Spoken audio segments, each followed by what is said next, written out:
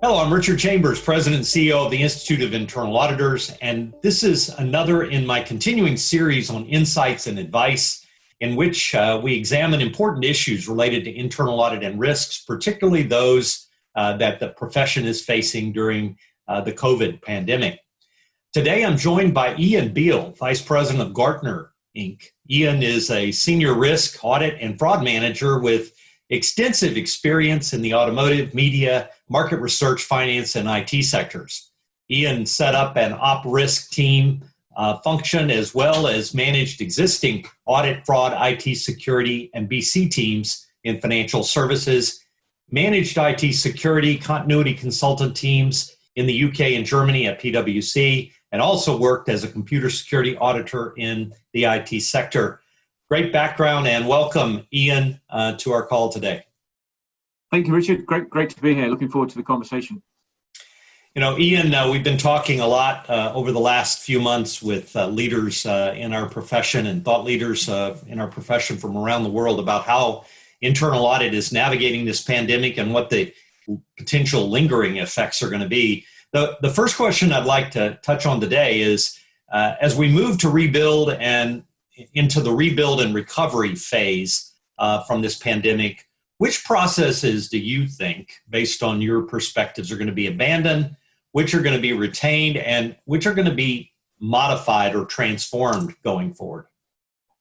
Yeah, it's a good place to start, Richard. Thanks for the question. And there's clearly a lot of moving parts in many organizations. But so let me kind of focus on three things in the retain and three things in the modify. In the retain, I guess somewhat obviously the move to digital, which many organizations instituted or accelerated in the early parts of the pandemic, that's going to stay with us. So the digital ways of working, digital means of operation, absolutely going to continue. A couple of things that come out of that, the removal of paper. The move to digital, the pandemic response has really accelerated many organizations' drive to get rid of paper out of processes, out of meetings, and as the primary source of record. So therefore, the management of digital documents, absolutely critical. Secondly, in terms of retain, working from home is going to continue for many. We see almost daily announcements by organizations that they're allowing or encouraging large portions of their staff to work from home through 2020 and into 2021.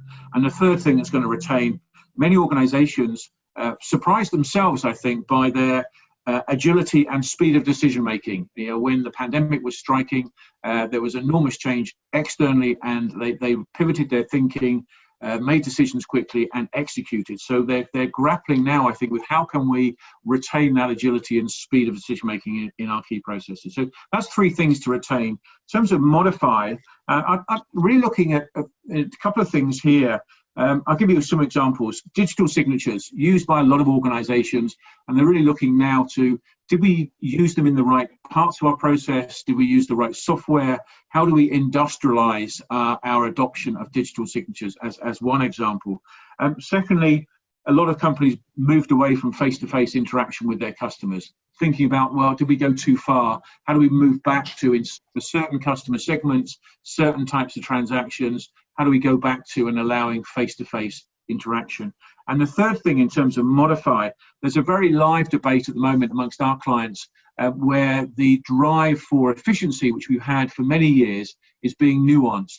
Drive for efficiency where we have just in time and we have lean and single sourcing, being nuanced because that's not supportive so much of resilience. So there's kind of a efficiency versus resilience debate that's going on now. Whether we need multiple suppliers, whether we need a nearby supplier, not a distant supplier. So that's another area that's we're seeing a lot of debate around modification there. Well, yeah, some great insights. So how is internal audit going to know about these changes, particularly the associated risk, and what kinds of mitigation do you think we need or that are going to need to be implemented and audited? Yeah, again, let me answer that in three parts. In our interactions with chief auditors and their leadership teams, the vast majority of them were, not surprisingly, an integral part of the crisis management team. So they were there in the center of their organizations, helping, assisting, opining, offering a risk perspective as those decisions were being made, as processes were being changed, and risk waivers were being requested. Not only because they were a senior executive in the team, but also because they were being expected to provide an update on a routine, regular basis to their audit committee. So they had to be in the centre of it. So in terms of knowing about those changes, that's where most of the chief auditors that we serve, they were right in the centre of it. So they were up to date. They were keeping up to date and an integral part of some of those decision makings. And many clients have also got a central record. They kept a record, whether it's part of audit's role or risk management or the BC team. Someone was keeping a record of changes that were being made, major changes to processes and operations.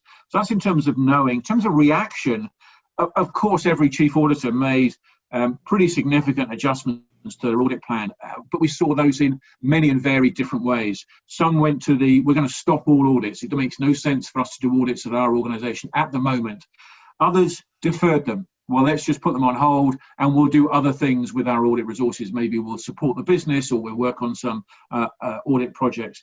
And a great number adjusted their audits.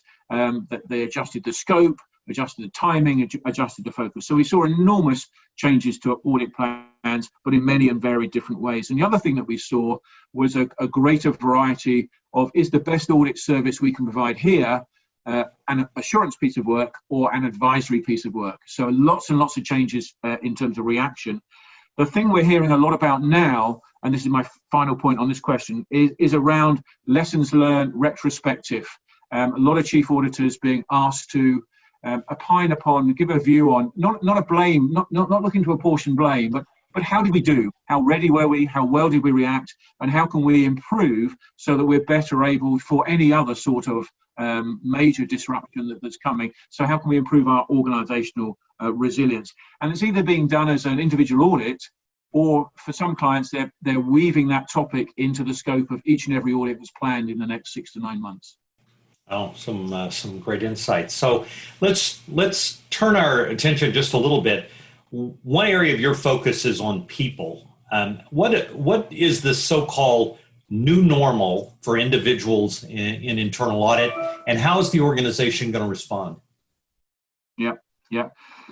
On the people side, just building on what I said earlier, the working from home is going to continue for audit. It's going to continue for the organisation, the operations, and it's going to continue for audit. So we're seeing a lot of audit teams in their starting to plan for 2021, basing their audit plan on our auditors will either be working from home or maybe for some days a week working from a nearby office. So it may not be their original office, it may just be one that is near them. And there are up to 80% of audits being planned to be remote in 2021. So a huge proportion will continue to be remote. And that's going to require kind of continuation of the adjustments that have been made by auditors and also of audit managers.